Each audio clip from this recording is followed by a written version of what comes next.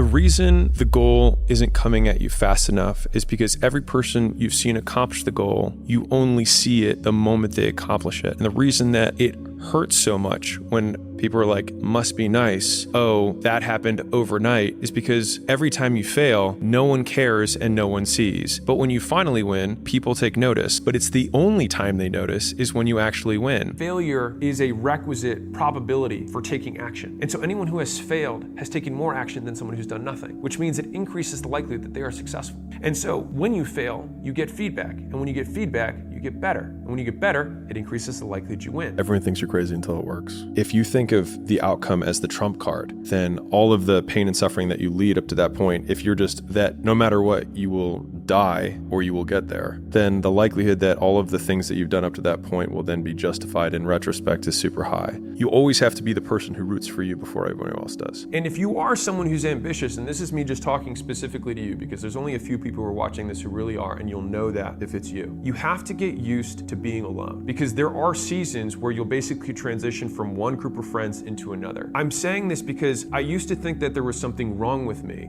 when in reality, I just didn't understand what the nature of being exceptional meant. To be exceptional means that you are the exception. It means that you are not normal. And so it's normal for normal people to find you abnormal if you do things that are not normal. Don't let people who have mediocre goals deter you from taking actions that make you great, because it makes you different. If you want to be exceptional, and I will say this again, then it means you will be an exception. The majority of people will not behave the way you are. They will say, why are you acting so weird? Why are you behaving this way? This isn't normal. What's going on? They're gonna ask you these questions because they want you to get back in line. But back in line leads down the road, and you know where that road ends, and you know that's not where you want to be. The path of the exceptional person is one of an exception, which means that you are not with other people. And rather than fighting that or bemoaning it, see it as an indicator that you're on the right path. Because if everyone else were cheering you on, then it means you're not in the right place, because it means you're just like everyone else, and that's not where you want to be. If you think differently than your immediate family or your friends or whatever your hometown is, one, you probably don't want to be normal. Because if you take what normal means and put it across all aspects of life, it means that you're going to die at 74, you're probably going to be overweight, you're going to, be divorced,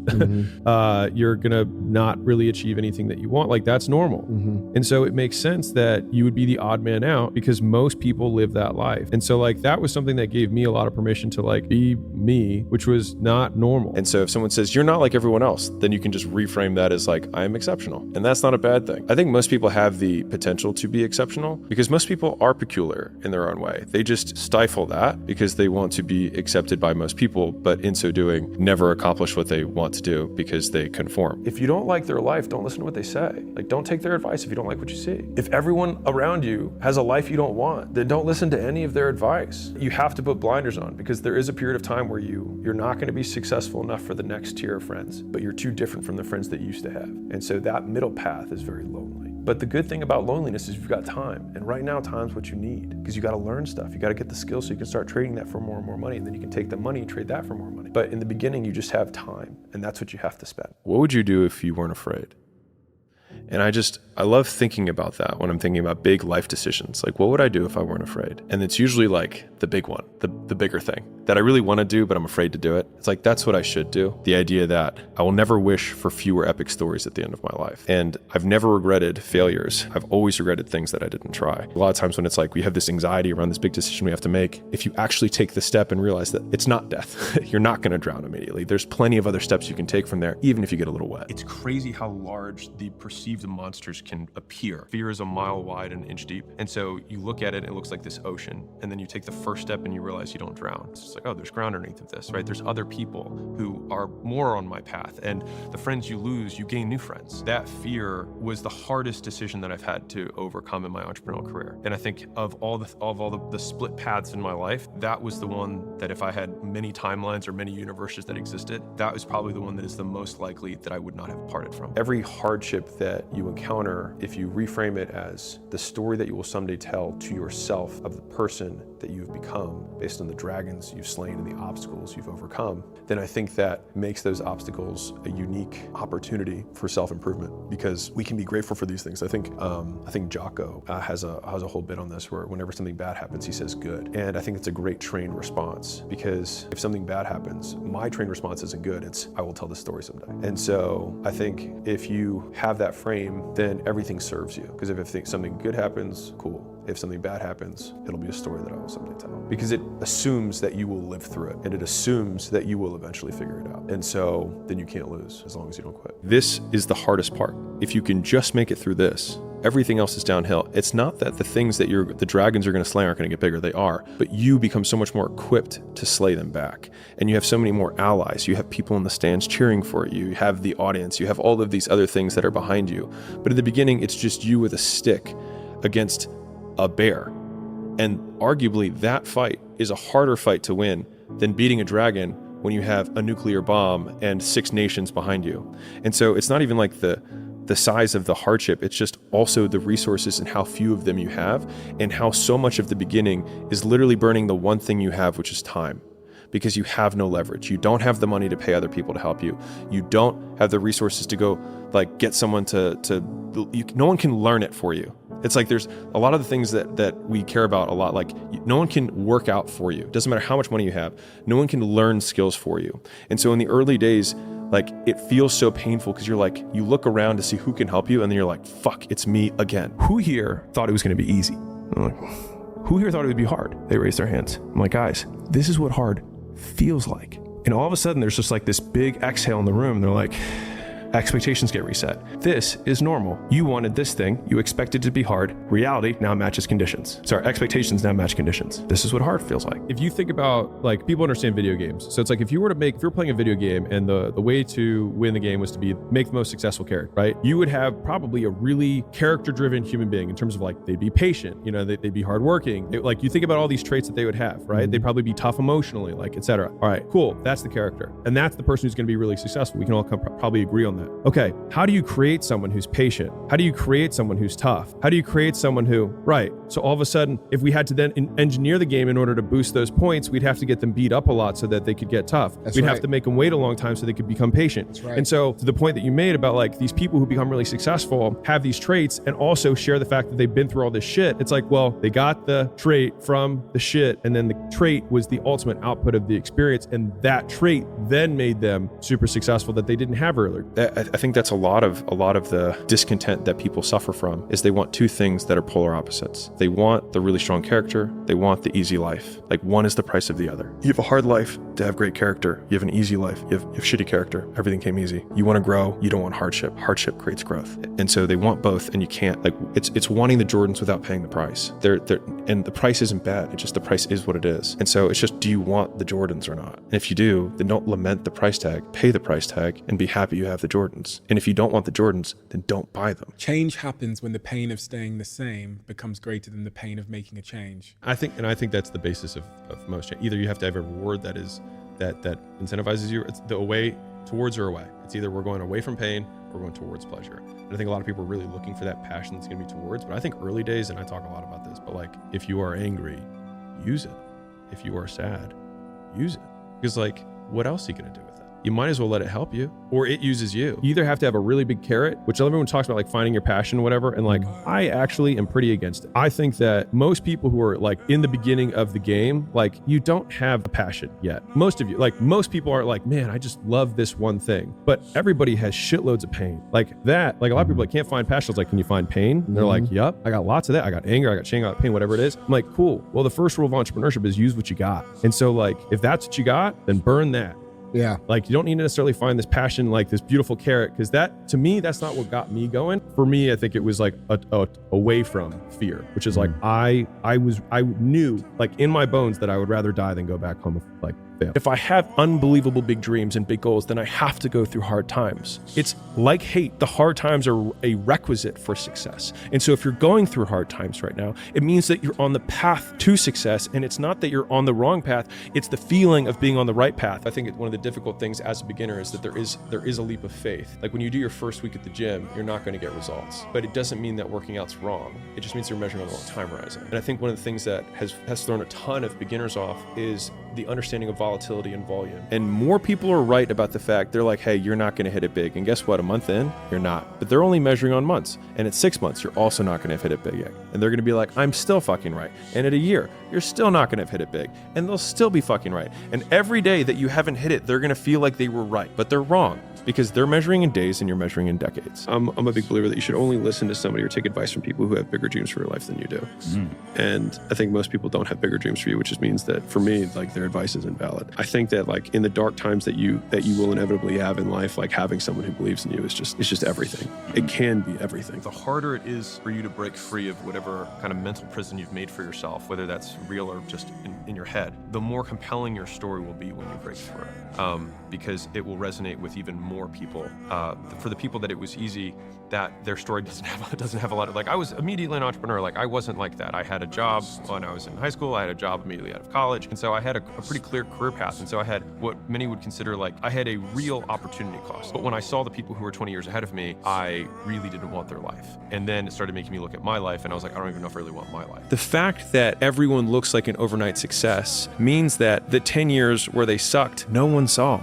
And so the fear that you have about people noticing the fact that you fail is ridiculous because they're barely going to notice when you succeed. I think courage is the quintessential trait that leads to everything else. You have to first have courage. You have to have courage to quit your job. You have to have courage to get rejected. You have to have courage to ask the girl out, to shoot the shot, to run the ad. And if you don't first have courage, nothing else follows. And so I see it as, again, it's not are you courageous or not, it's how courageous are you. It's not a binary. I think to myself, man, I'm afraid of doing this. And I'm like, no, I'm not. I'm afraid of what this person's gonna think about me. Because if I were to be able to fail in quiet, in complete isolation, then I wouldn't care. And then I think, well, what if I don't succeed in public? What do they think then? Nothing, right? They don't think about me at all. And so it's like we have all these fears about other people, but like most of them won't even show up to your funeral because they're going to be busy. At the end of the day, I think that it's not going to matter.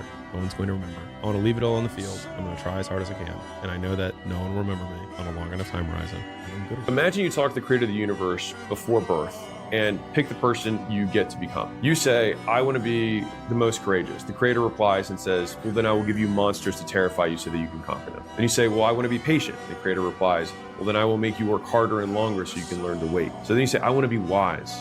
And the creator replies, then I will give you failures that will crush your spirit so you can learn the value of judgment. You then say, sounds like a rough life. Can you give me a good life? The creator replies, just like we measure the quality of a blacksmith by the strength of his steel, I measure you by what you are at the end, not the fire and the hammer it took to make you. A good life isn't a life that's easy. A good life is a life that makes you into a good person. And that, my son, is a hard life. We create this idea that whatever we have right now is not what it should be. And I think should is the root of all pain. All the things that we think should happen but aren't is basically the measurement of our pain. And so I've tried to eradicate should from my life. Should for other people, she should do this, they should do that, and just lean into is.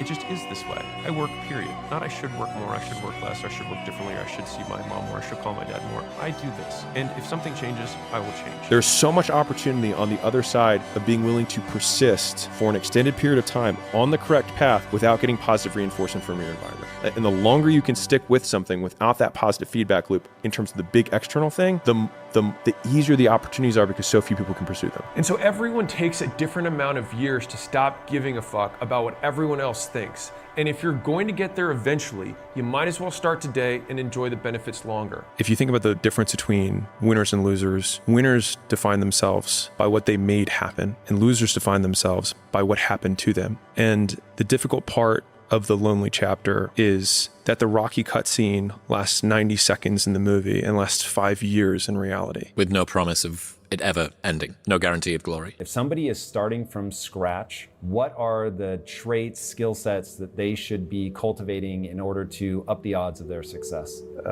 They should focus on one thing in general, rather than lots of different things that you're not sure about. Because if you're starting out, everything looks like an opportunity. So the correct answer is all of them are opportunities, but all of them won't work unless you pick one, right? So you have to say no to all the other mistresses. So boom, you pick one. And then from there, I always say 6 figures is sell something to someone. That's it. And if you want more details, sell something to someone. So it's one avatar, one product, one channel. So you don't have to figure out, how do I create 20 pieces of content across? It's like, just pick one channel, one media source, whether it's Facebook, Instagram, YouTube, whatever, Twitter. Consistently start going on that, whether that's cold outbound, whether that's content, whether it's running paid ads, whether it's affiliates, word of mouth, whatever it is.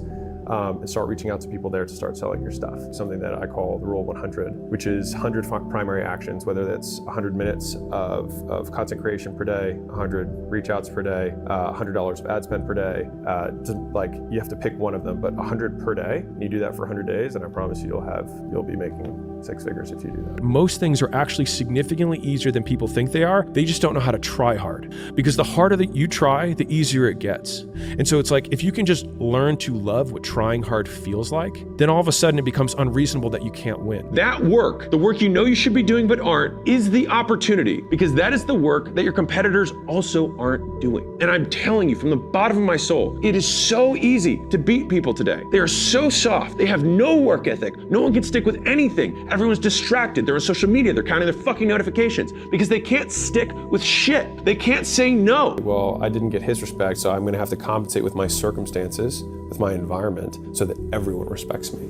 And some people do that through fear. Some people do that through violence. Some people do that through success. It really just depends what vehicle you choose. But I feel like the deep need is the same. If someone's talking about what they're going to make this week or this month or this quarter or this year or this decade, think about how different the people are who are talking in those time horizons. And so I think that if we can shift the time horizon that we think in, then we gain more leverage over our time, which we then know we will compound into money. Because I think if you can master the time, you master the money. When I think about how hard I want to work, the interesting thing about that is that the only person who can judge you on your success is you, because you're the only one who knows how much left in the tank you really had. And the better you get, you start winning exteriorly. And that's when people are like, it felt so empty. It's because they didn't actually work as hard as they could have. They just worked hard enough to beat everyone else. But that discrepancy between how hard you could have worked to work your hardest versus what was required in order to win, to me, that's the opportunity that shifting towards the work being the goal unlocks for you. The work works on you more than you work on it.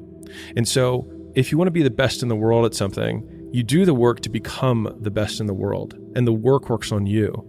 And so, I mean, there's a biblical proverb, I think it says like, there is profit in all labor. And that means that even if the thing that you're working on right now doesn't amount to the outcome that you expected that it would, it doesn't mean that you don't become better through doing it. I came up with a mantra for me at that time, which was fuck happiness. That was basically like this release moment for me, where by continually chasing happiness, it always existed outside of me. And so it was always this carrot that was in front of me that I could never really get to. I was like, it's unattainable. I'm just gonna work, and I'm just gonna do the stuff I wanna do. And when I started doing the stuff that I wanted to do, I looked up years later and I was like, I actually kind of like my life. And I was like, is this what happiness is? Nothing hard lasts forever. So no matter what, it always ends. You only lose when you quit before you see it all the way through. And I think that's incredibly encouraging. So no matter how hard whatever it is that you're doing is, which by the way just means that your expectation doesn't match reality, but no matter how hard it is, you either quit, it gets easier because something changes externally, or you get harder, something changes internally. But no matter what, it will end. I'm already working all of the hours that I'm awake, and I've